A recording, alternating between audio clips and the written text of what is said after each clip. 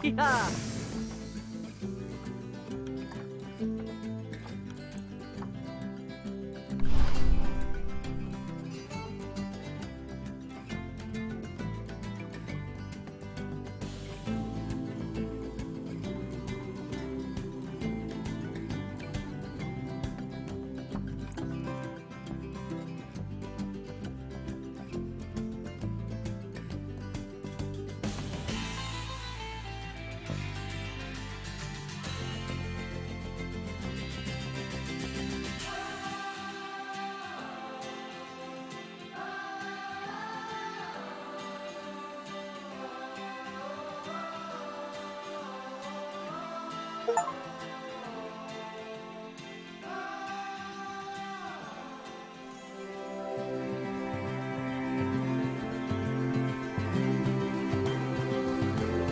Ah, heyo at Hematu.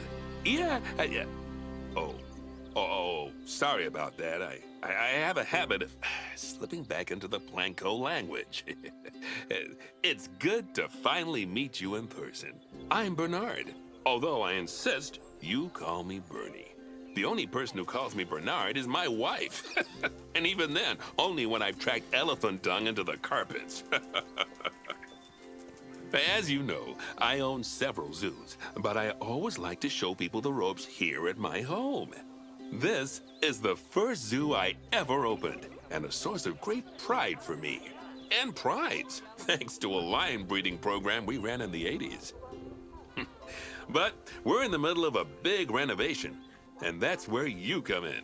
Sadly, our old contractor had to retire after developing a fur allergy. Poor devil kept sneezing his dentures into the lion habitat. So, it's up to you to finish everything off. Don't worry, though. I'm not completely throwing you in at the deep end. My head keeper, Nancy Jones, will be lending a helping hand. Oh, she's a hard worker, and she'll expect you to be too. But I'm sure you'll get along like a house on fire, or even better, one that isn't on fire. Less shouting that way. Hello there. From that rosy, fresh face of yours, I'm guessing you're Bernie's new hire. Good. Now, I hope you're ready to ditch your diploma because we're about to get really hands-on. But before we begin the real work, how about we familiarize you with the zoo by learning how to fly around it and visiting some of our beautiful animals? We'll start by popping over and having a look-see at the grizzly bears in their habitat.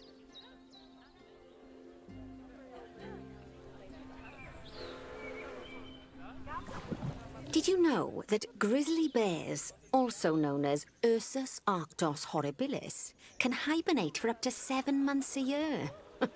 Oh, but then again, given the chance, I think a lot of people would do that too. Select one of the bears and you'll bring up its information panel. This is where you can find out all kinds of information about your animal, the most important thing being its overall welfare. You'll learn more about animal welfare today as we go through your objectives. But for now, let's enjoy this magnificent animal. Why don't you select the camera at the bottom of its information panel? See now, this is a fantastic way to get a close look at your animals. You can also get this view of an animal by simply double-clicking on it. Okay, when you're ready, let's pop over to the other side of the zoo and take a look at the lions. I've marked their location for you to find.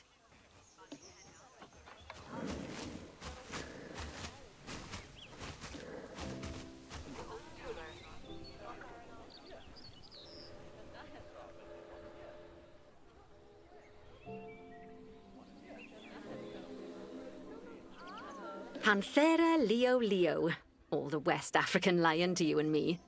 Lions are the most social of the big cats, and there can be as many as 40 lions in a pride, although prides of that size are pretty rare. As Bernie would say, those lions are awesome, which is precisely why I handle the training instead these days. Anyway, how about we get started on those objectives? Come on, let's head over to an empty habitat and see what needs doing there.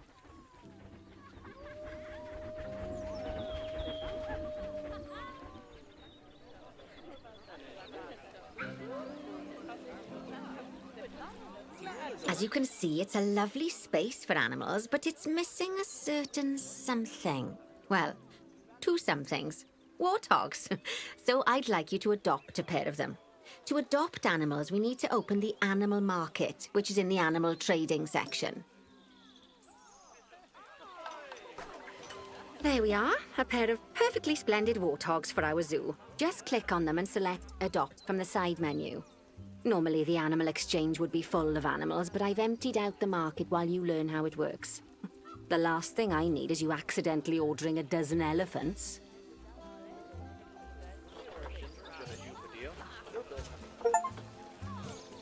When you adopt an animal, it's automatically placed in the trade centre, where they're held until you're ready to move them into their habitat, which, as it happens, you are. So how about you move them into their new home?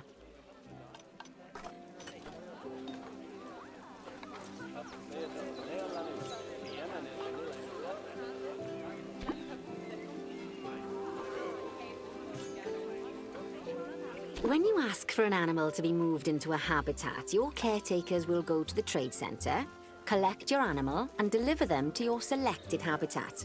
I've marked the trade centre's location, so let's go and watch the caretakers in action.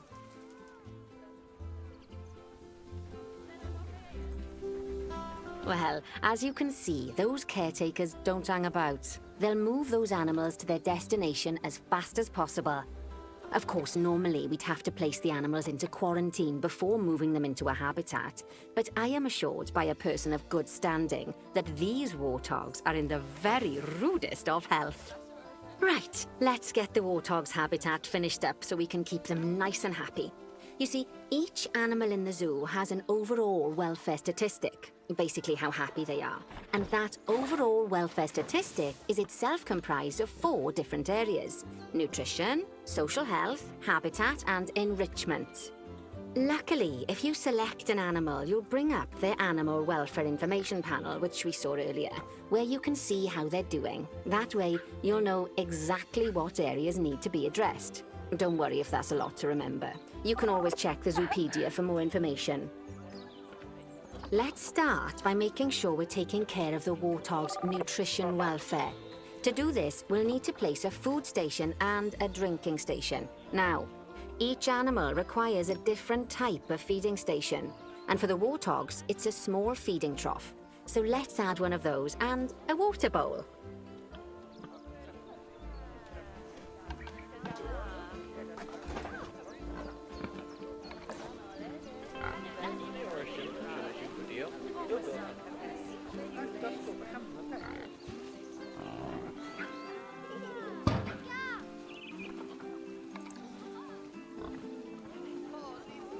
Animals also require stimulation to keep them happy. Let's add a lovely mud bath for the warthogs to roll around in. That bath will count towards their enrichment welfare, specifically their toy enrichment welfare.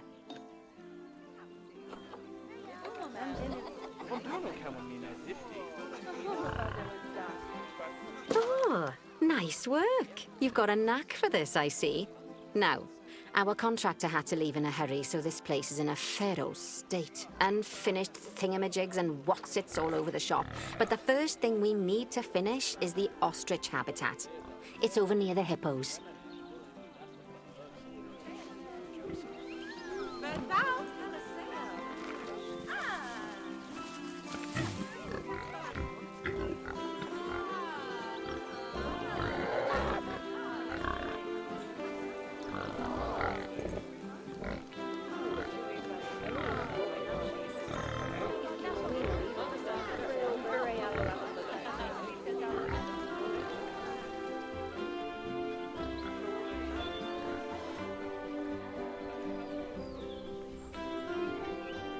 Oh, before we actually start building our ostrich habitat, let's pause the game.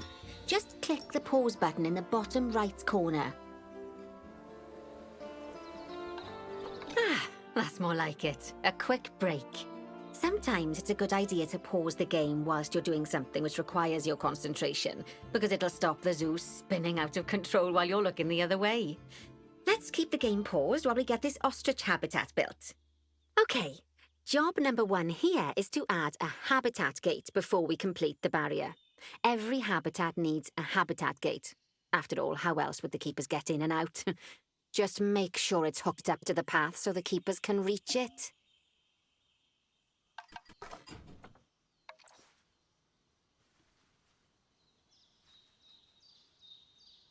Right, let's complete the perimeter barrier so we can adopt us some ostriches. I've marked out an area for you to use, so I'd like you to finish off the perimeter using the brick barrier.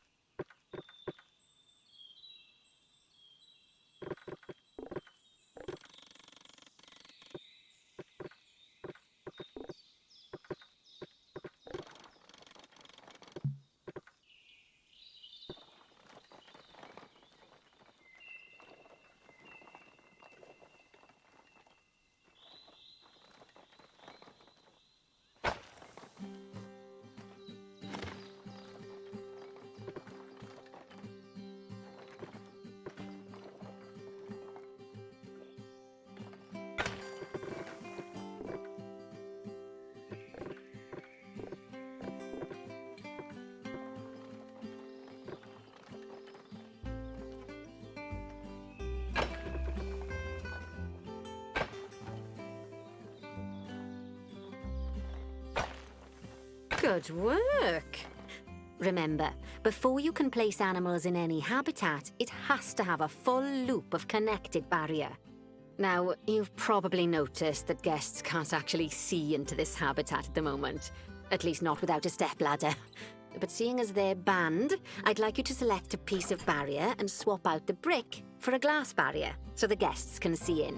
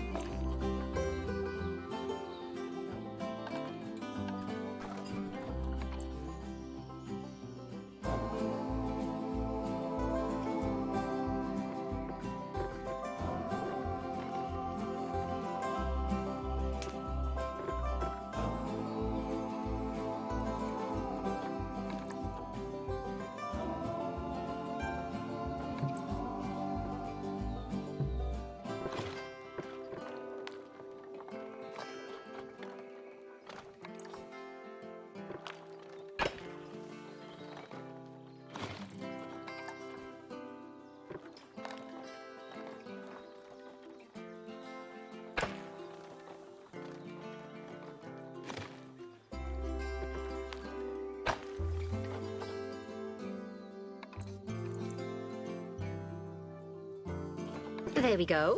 Adding in more windows gives guests even more opportunities to see the animals in a habitat. It's always best to make sure the guests can get a good view into a habitat from the path they're walking on, because it makes them happy, and because this would be a pretty terrible zoo if they couldn't. The last thing we need to do is to add a donation box. You see, when guests enjoy the view of an animal, they'll make a donation. Just make sure you put them in easy-to-reach places, like near a viewing point. Donation boxes are one of the main sources of income for the zoo, so make sure you remember them. By the way, as well as pausing the game, you can speed the game up by clicking on the fast forward button. It'll run everything at 2 times and 5 times faster. It can be useful, especially if you're waiting for money to accumulate or for animals to be delivered to your habitat. Personally, I use it when I'm waiting for a brew to finish. All right, you've finished the habitat, so it's high time we adopted those ostriches, don't you think? Let's get 4 of them in here.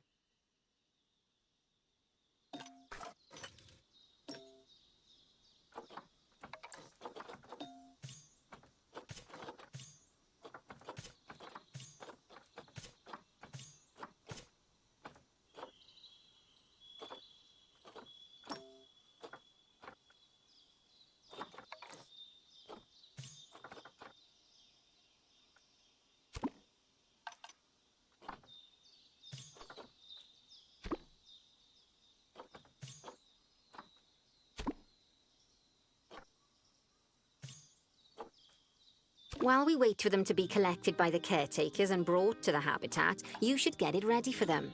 Add a suitable feeding station, water station, and an appropriate food enrichment item. It's often best to place things like enrichments and feeding stations near to the habitat perimeter so guests can get a really good view of the animals.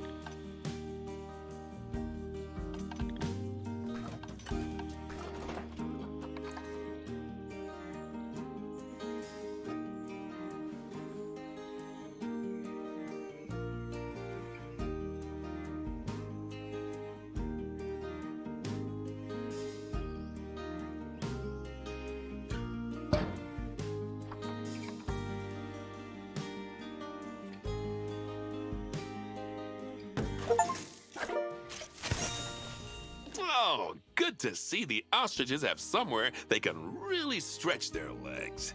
Did you know they can actually run at 43 miles per hour? Oh, heaven forbid they ever escape. The speed camera fines alone would bankrupt us. Well, Bernie certainly seems impressed. Did you do his speed camera joke? Every time we get an ostrich. So, now we've made the ostriches' lives a bit better, let's do the same for the keepers, shall we? To make it easier for the keepers to feed the ostriches and hippos, we should build a new keeper hut. Keeper huts are where the keepers prepare the food for animals, so they should be placed near to the habitats to make sure the keepers don't waste their time walking when they should be looking after the animals.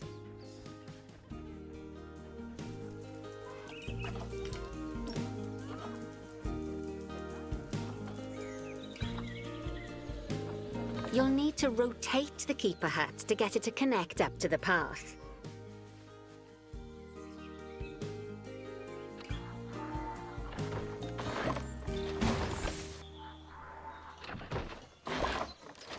This keeper hut only has space for one keeper, but the larger keeper hut can allow multiple keepers to prepare food at the same time. Oh, but bear in mind that keeper huts and other staff facilities shouldn't be placed near to areas where there are lots of guests.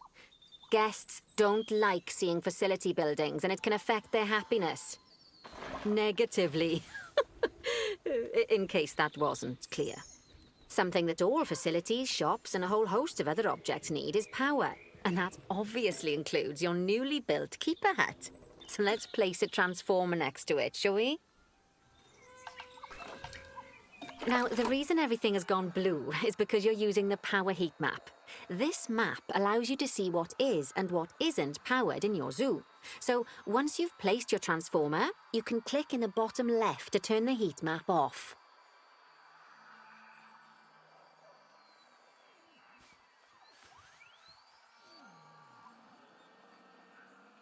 Lovely work. Now the keepers can start using the hut to prepare food, and thanks to where you've put it, they won't need to walk very far to deliver it to the ostriches and hippos. Let's get on to your next objective then. Bengal tigers. We want to adopt some, but I'm afraid there's nothing ready for them yet. Head on over to the plot of land I've marked out. It's not too far away.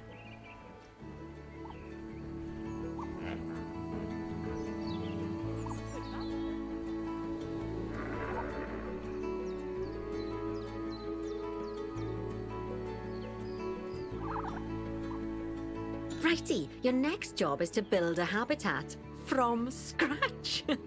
And concrete and glass, I expect. So go ahead and build it. Just make sure that the habitat includes that big hole we've dug. Oh, and don't forget to add a habitat gate to the barrier. Oh, and make sure the guests will be able to see the tigers.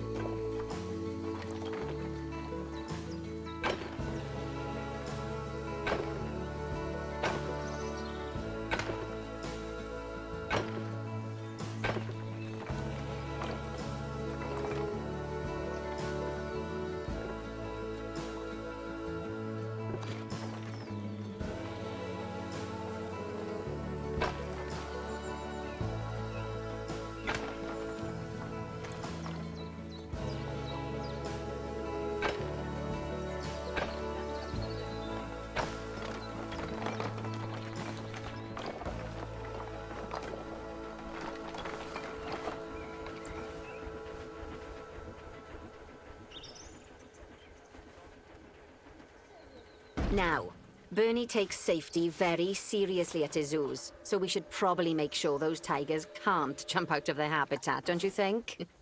The way we'll do it is by changing the height of the habitat's barrier.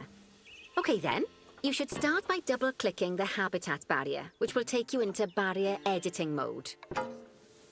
Great. Now highlight the entire perimeter of the habitat. You can do that by clicking and dragging the barrier selection tool.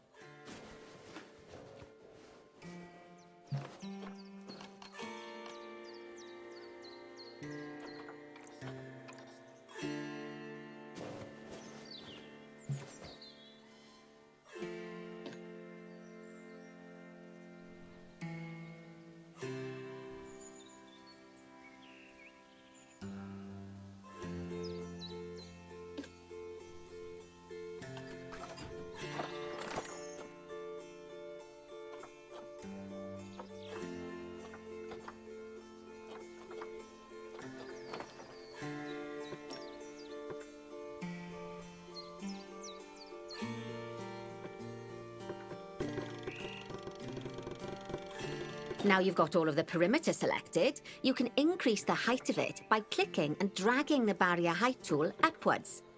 You'll want to make sure it reaches a height of at least 3.7 meters.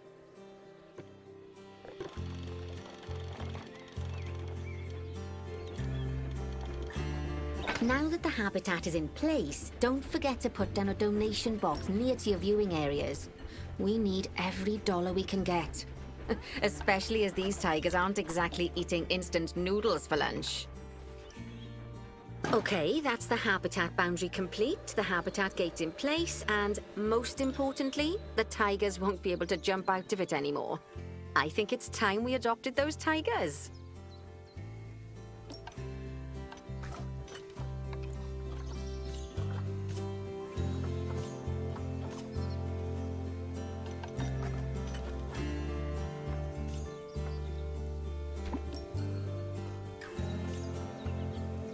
Whilst our trusty caretakers collect and deliver the tigers, let's take a look at preparing the habitat for their arrival. We'll start with the basics. Add a suitable feeding station for them.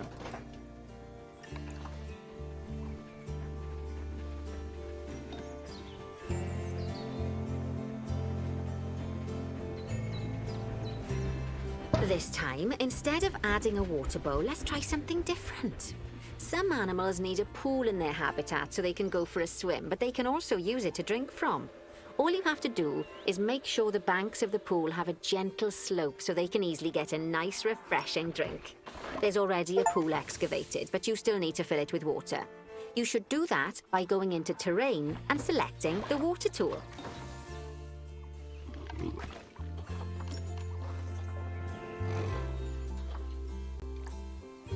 Yes, that'll do nicely. Of course, just like the warthogs and ostriches, these tigers will also need some enrichment. Why don't you add some suitable toy and food enrichment items into their habitat?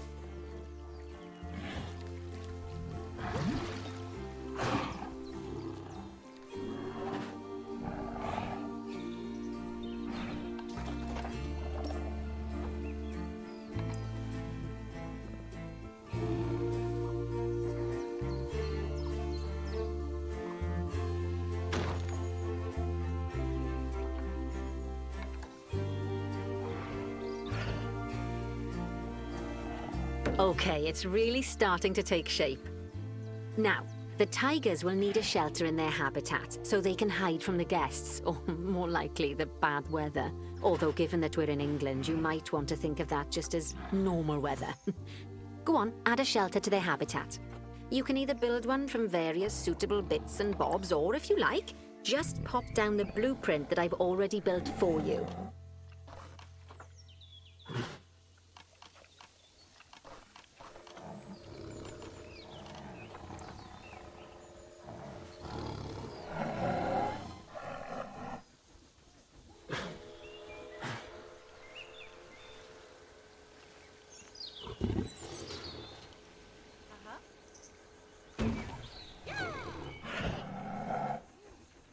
Oh, poor Dabs.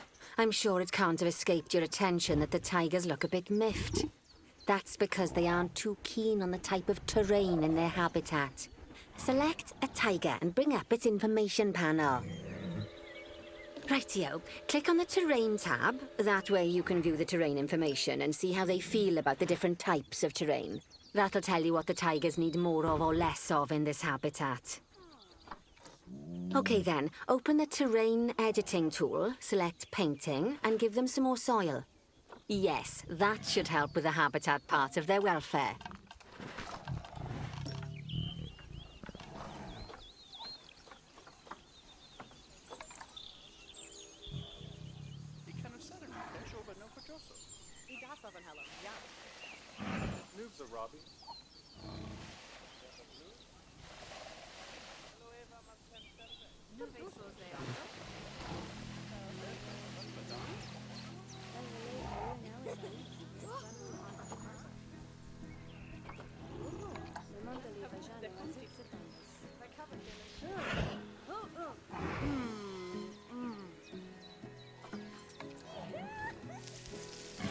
Right then, all animals need plants and trees from their own biome or continent. You know, deserts, savannas, Eurasia, Europe, that sort of thing. It looks like these tigers need a few more plants in their habitat. To get a perfect fit, use plants from the rainforest and temperate biomes that are native to Asia. Although if you have to, you can get away with using just one or the other. The tigers will also want a certain amount of their habitat to be covered by those plants. To find out which plants to use and how many, select a tiger and go to the Environment tab. Now, as you can see, some of the plants currently in the habitat aren't quite right for the tiger, like the wattle bushes. You can remove them if you want. You can find all of the plants you need in the Nature section, and you can use the filters to only show the types of plants you want to see. In this case, that's plants from the rainforest or temperate biomes.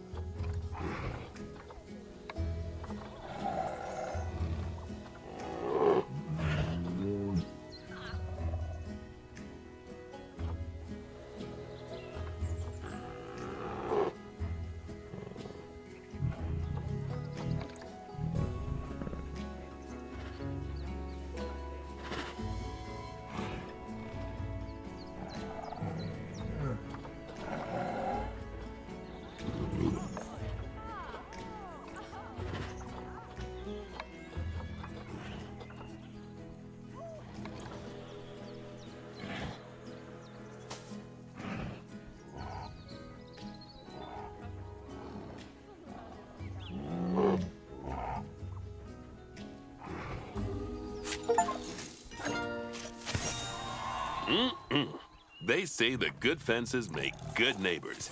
I guess that's doubly true when one of the neighbors is a Bengal tiger. Still, those tigers look so happy that I doubt they'd leave, even if you did poke a hole in their fence. Oh, but for heaven's sake, don't test that theory. Right, let's head over to the Indian peafowls. I've been told that we need to improve their social welfare. Head over to the Indian peafowls. I've been told that we need to improve their social welfare.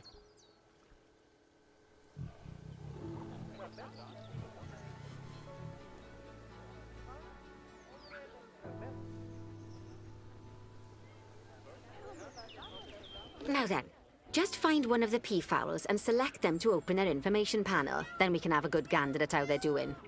Although technically, I suppose gandering would just be for geese. Expand their social welfare, and we can get a bit more detail.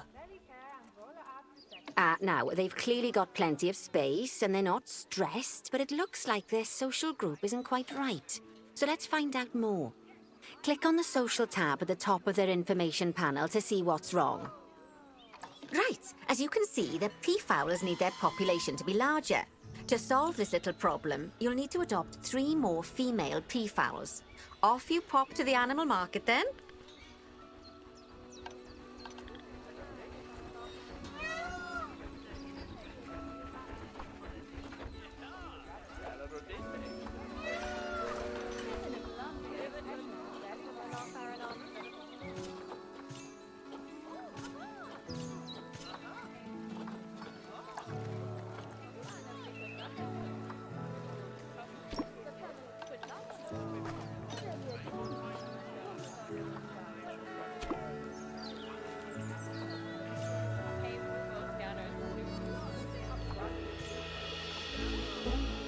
Good work on those peafowls. I expect they'll be delivered soon. But sadly, it sounds like our snow leopard is a bit grumpy. Let's head over there and see what's wrong with her.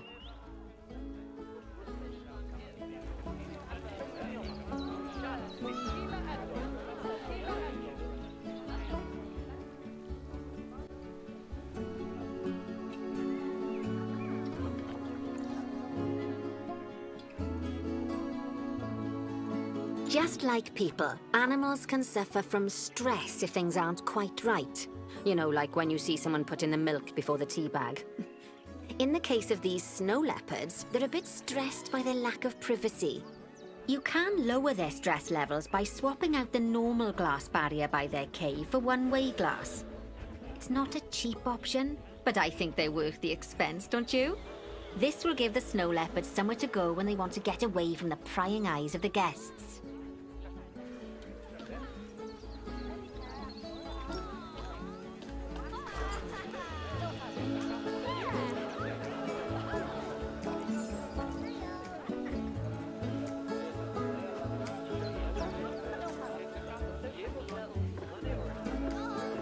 Of course, when an animal isn't in its natural biome, it's probably going to be too hot or too cold. Unsurprisingly for the snow leopards, it's too hot. Even with the terrible British weather. You should help cool it down by adding some coolers to their habitat. But let's start by opening up the temperature heat map and having a look-see at the temperature in the leopard's habitat.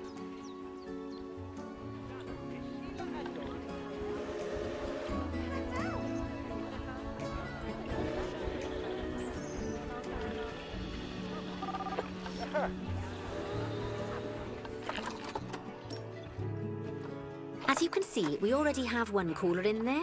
Let's pop some more down and get as much of the habitat as chilly as we can. Luckily for us, this habitat already has power, but you'll need to make sure of that in the future. Just so you know, if any part of a habitat is powered, then the whole habitat will be powered.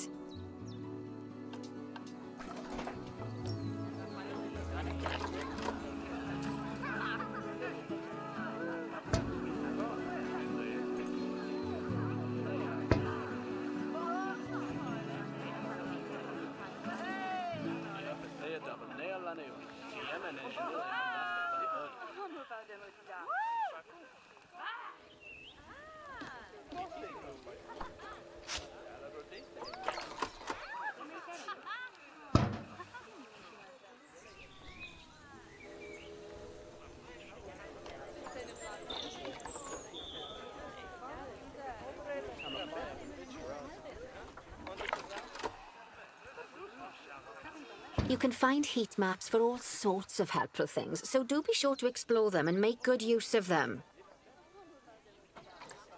It'll take a little while for the temperature to adjust once you've added coolers or heaters, but now we've got the coolers in, we can address the leopard's terrain welfare. You see, what the leopards really want in here is snow and rock, so let's make that happen.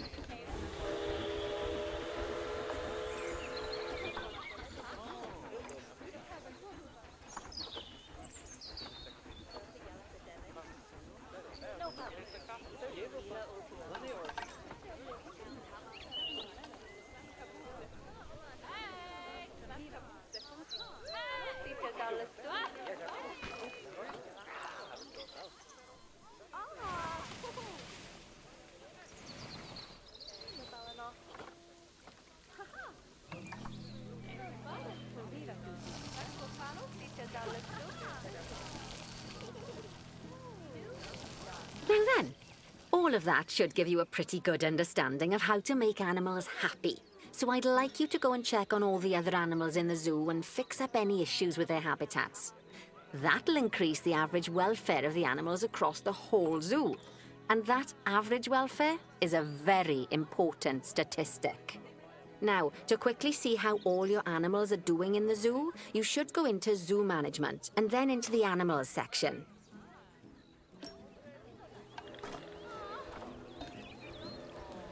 As you can see, this list shows you the animal's overall welfare. So if something's amiss, then you can quickly pop over to them using the locate button. Right, I'm off for a cuppa while you make sure all the animals are well looked after.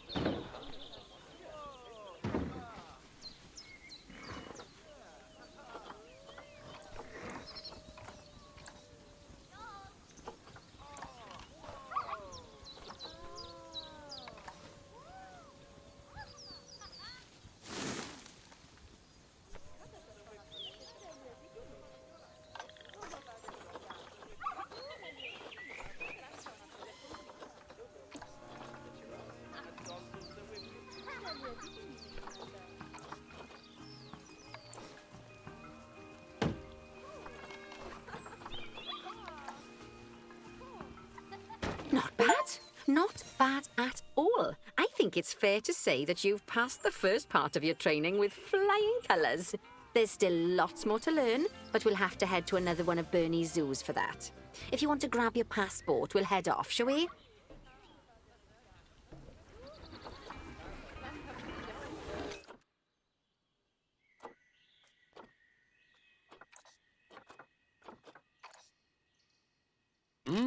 Sounds like...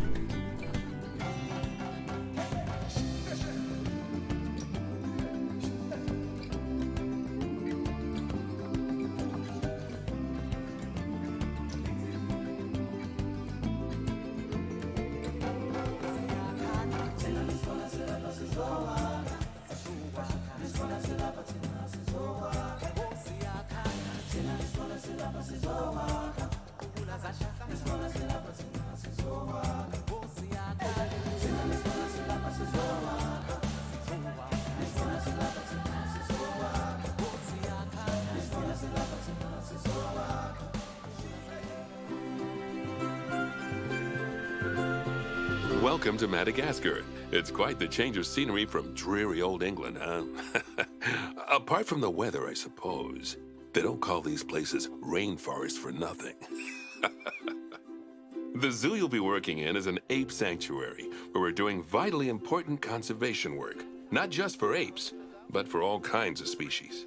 But apes, well, apes are some of the closest relatives to humans there are. And yet, the way the world treats them is like, well, very much like some of us treat our actual relatives.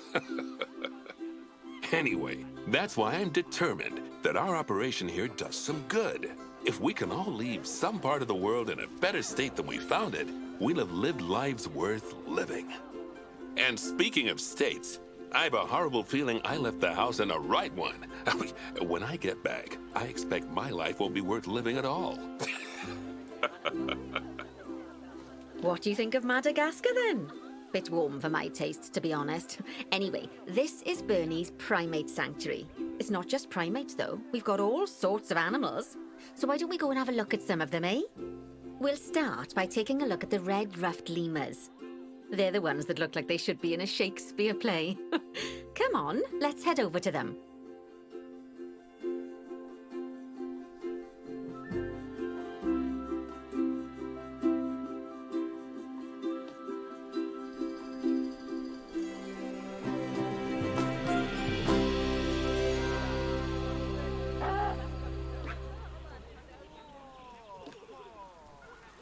Red-ruffed lemurs are found in the rainforests of Massawa. That's in northeast Madagascar. They can actually live anywhere from 15 up to 25 years.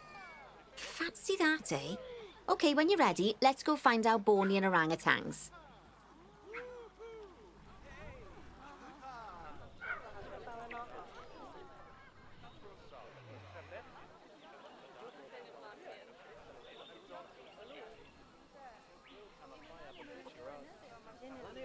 The Bornean orangutan is such a marvellous creature. They're always a big favourite at any zoo they feature in, and they're also the biggest tree-dwelling animal on the planet. Assuming you don't count any lions that got stuck up one. Oh, why don't you take a better look at them? Open up their information panel and go into the animal camera.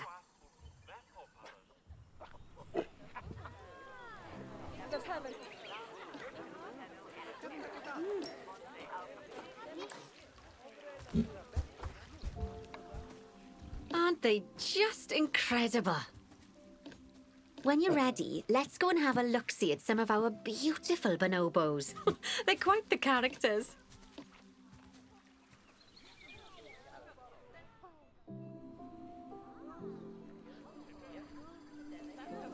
Oh dear! It looks like we've arrived just in time. One of the habitat's barriers has collapsed. And wouldn't you know it, one of the bonobos has made a run for it. We'll need to catch them. But before we do, we should box up the other bonobos to stop them escaping too. Select the habitat boundary to bring up the habitat information panel. Good. Now open the Animals tab. And click on Box All Animals to box up the remaining bonobos. Now, we'll need a vet to recapture that escaped bonobo, but it seems our last one left to do some research in the wild. Not an ideal situation. So, we'll need to hire a replacement, sharpish. Go into the zoo section and then into the staff management area. You can find all of your staff in here, but there's no time to go looking at their particulars at the moment. Hire a vet.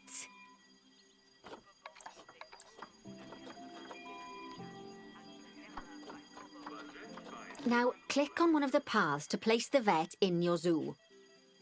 Great. Now let's deal with our escapee before they can cause too much havoc.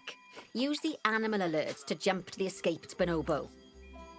As you can see, the barrier's collapsed. Someone's taken their eye off the ball, obviously. Let's get this one replaced. Select the barrier and then we'll edit it. Delete the broken section of barrier and replace it with a brand spanking new one.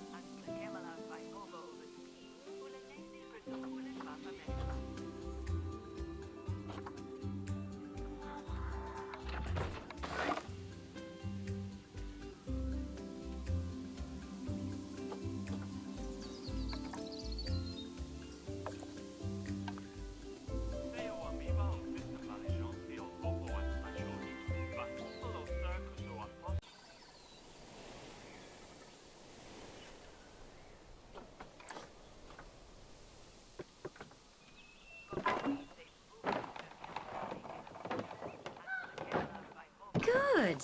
Now that we've done that, we need to make sure to add climb-proof barriers to the top. That way the bonobos won't be able to climb out. Just make sure you've got the correct piece of barrier selected when you do that.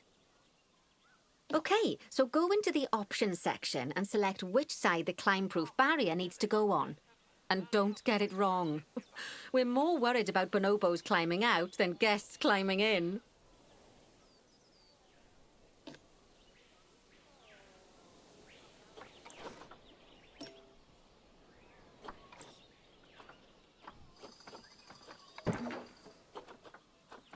Nicely done. And I think it's high time we unboxed those bonobos, wouldn't you say? The poor mites will get sad if we leave them in there for too long. Select the habitat barrier to bring up the habitat information panel again. And then open the Animals tab. And finally, click on Unbox All Animals to let them out. I expect some of them are fair bursting for the toilet. So, it turns out that as well as the old vet leaving, the zoo's mechanics did too. We'll need to hire a couple of new ones so we can help stop any more breakouts.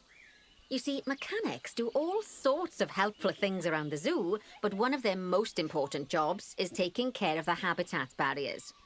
Without mechanics around to repair them, the barriers will crack, crumble and fall down. And before you know it, we'll be overrun with escaped animals. Go into the zoo section and then into the staff management area again. Hire a mechanic and then click on a path to place them in the zoo.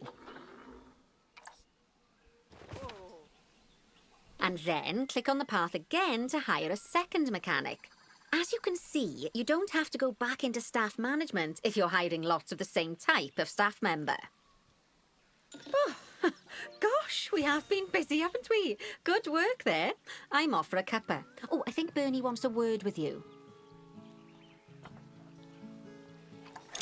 Oh, I hear you had a bit of an issue with an escaped bonobo. The main thing is that you dealt with it swiftly. And more importantly, without the animals stealing someone's clothes, putting them on, and then walking out of the front gate. You see, another key responsibility for our vets is animal research. Researching animals allows vets to unlock new enrichment items, additional information for our education resources, enhanced breeding programs, and improvements to food quality. Oh, the animals' food, not the vets. It'll take more than a research grant to improve the staff canteen. Anyway, as you can see, research is a key part of running your zoo. In order for a vet to undertake research, they require a research centre.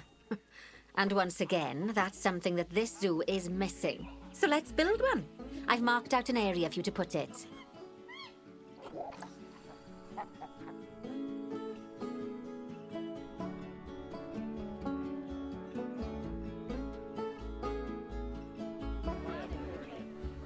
Now, you've probably noticed that there's already a building where I want you to build the research centre. Don't worry. You see, the building that's currently there is actually a hollow shell, so we're able to place our new building inside of it. If you select the research centre for placement and then hover over the shell, you'll see that it asks if you want to add the research centre to the existing building. Okay, click to add it to the building. Oh, but that won't place it in just yet, though. First, we'll need to rotate our research centre so it automatically connects to the path when we place it.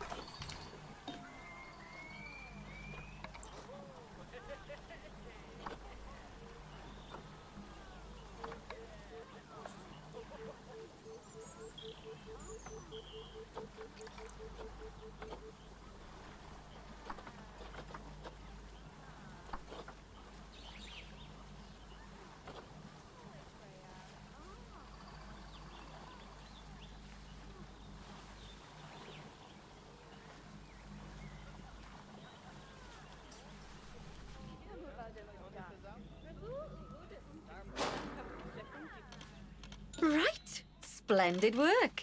Now that we have a brand spanking new research centre, we can give our vets something to do in there. Oh, by the way, it's worth noting that the vets will only do research when they're not required to do any other jobs. That said, you can change what jobs a vet does via their information panel. But let's not worry about that just now. So, let's get our vet researching ring-tailed lemurs. Go into the zoo section and select Vet Research.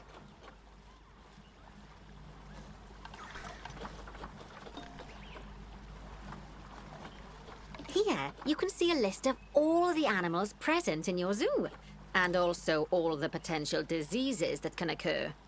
Now, drag and drop your vet onto the ring-tailed lemur to start their research.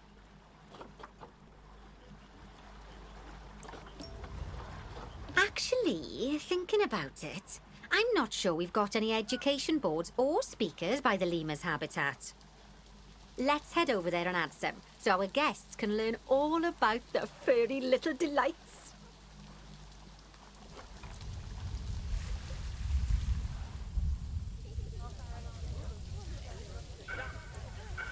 First off, let's pop down 2 education boards. Place them on the habitat barriers at a height that guests can see, or, if you like, pop them down on a stand.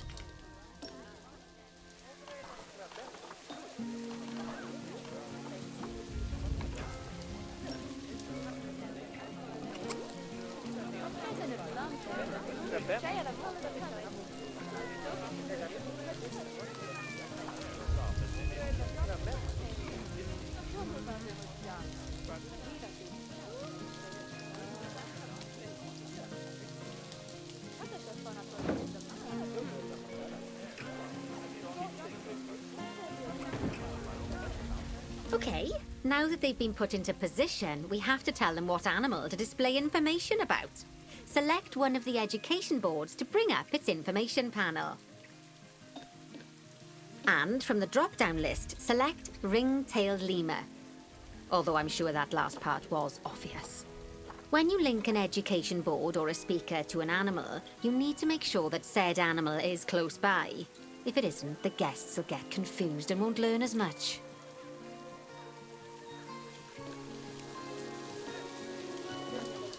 Okay, now that we've done the education boards, let's pop down a pair of speakers. Speakers play audio to the guests so they can learn while they look at the animals, instead of having to go through the laborious process of reading. Oh, one thing to bear in mind is that it's important not to put the speakers too close together. If you do, the guests won't be able to understand what's being said.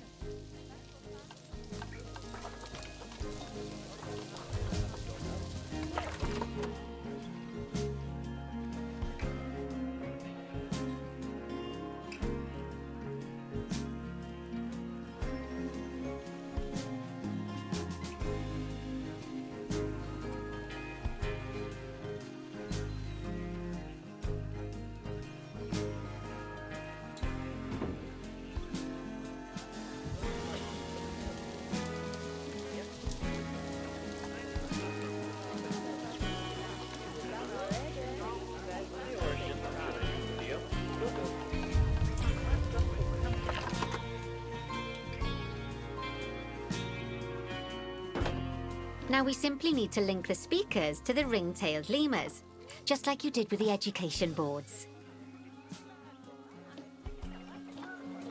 Fantastic! Oh, it's worth remembering that education boards and speakers both need power to work. They won't do much good without it. Oh, it looks as though our vet has completed their research on ring-tailed lemurs. We'll need to collect the results. We can do that by clicking on the notification or by going back into the vet research area. Go on, collect your research rewards. Just so you know, vets will continue to research an animal even after successfully completing a research level. I suppose when you're in the zone, you're in the zone. Well, now that we've enriched the lives of our guests, let's enrich the lives of our ring-tailed lemurs. Some animals, like lemurs, will have a climbing need. That means they have a requirement for a certain amount of climbing space, and you can fulfill that requirement by building them a climbing frame. Let's find out how much more climbing space our lemur friends need, shall we? Select one of them and bring up their information panel.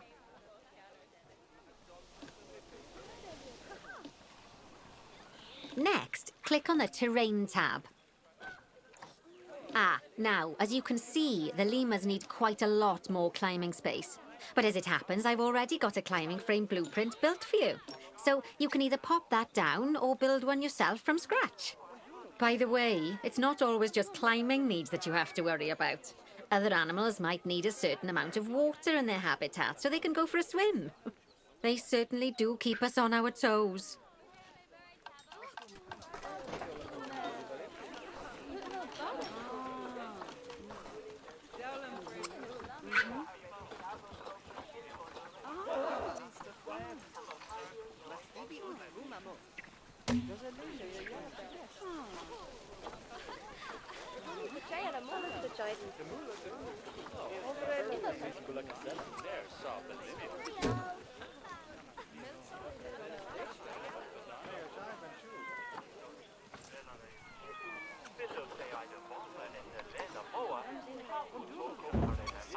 Oh, that's a great climbing frame for them. They're going to absolutely love it. Do you know what would make them even happier, though? Nicer food. But that's true of all of us, though, isn't it? You can unlock better quality food for animals through research. Luckily, we've already unlocked some for the lemurs, so all that remains is to make sure they get served it from now on. Let's bring up the habitat information panel by selecting the lemur habitat.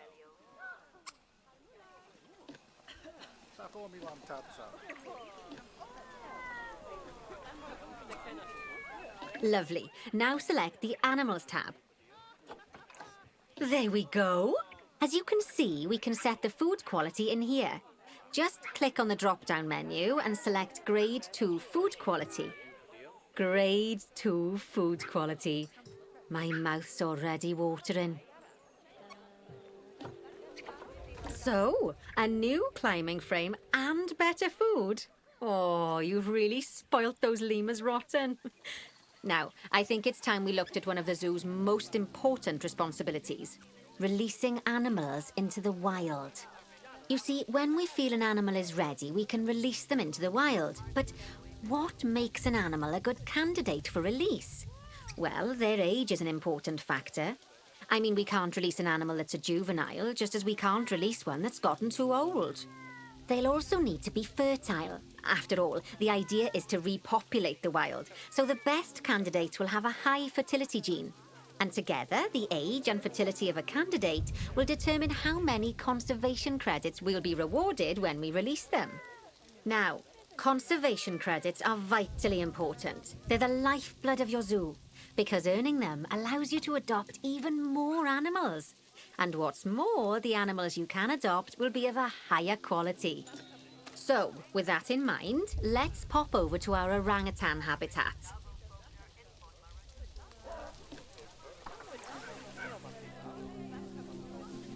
Okay, I'd like you to find Agang, the Bornean orangutan in the habitat, and select him, please. You can either click through each orangutan in turn, or select the habitat barrier, go to the Animals tab in the Habitat Information panel, and find him in the Animals list.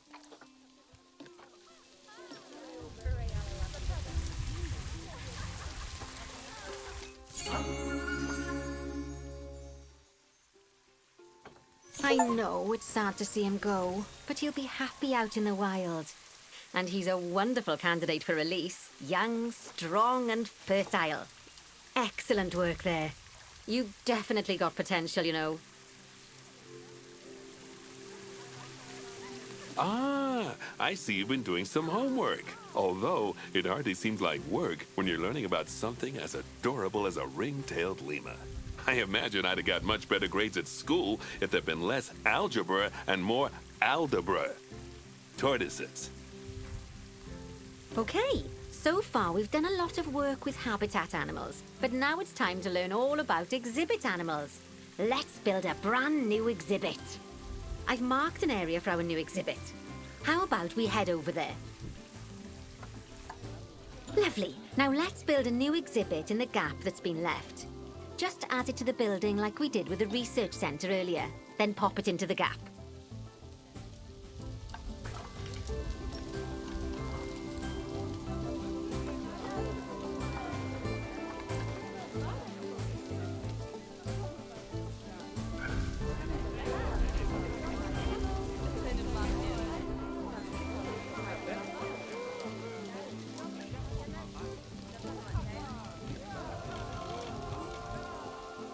Perfect. The next thing to do is adopt an exhibit animal to go in there. How about a Gila monster? Open up the exhibit trading section and adopt one. Just as we do with habitat animals, we need to send the Gila monster to the exhibit. Click on the exhibit to send it there.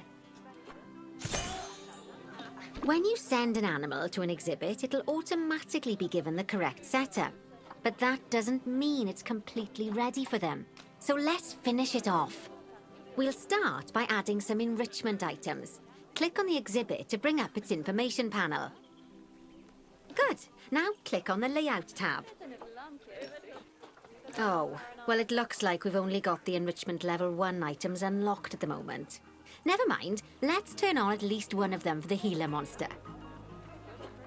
As I'm sure you know by now, you can unlock more enrichment levels by having one of your vets do some research. Now we'll also need to set the temperature and humidity in the exhibit. These are vitally important for keeping our healer monster happy and comfortable. Click on the Climate tab. Here you can see the healer monster's desired temperature and humidity. You can change both of these by adjusting the dials below. Make sure it's going to be nice and cozy.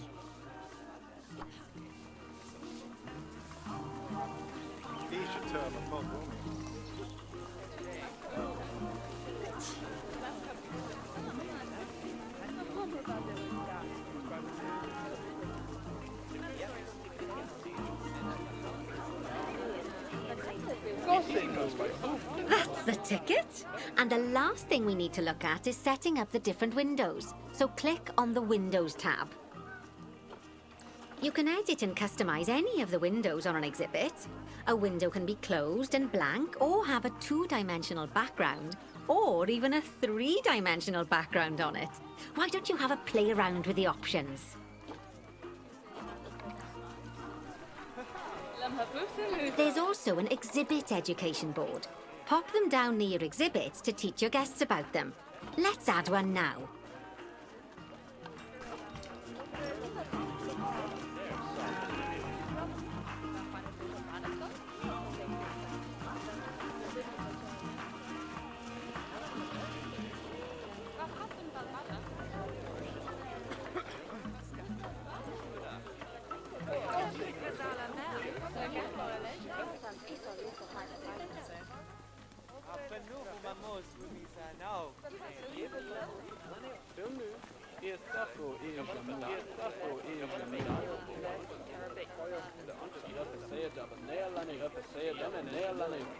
Lovely stuff. Now our guests can learn all about our venomous friend here.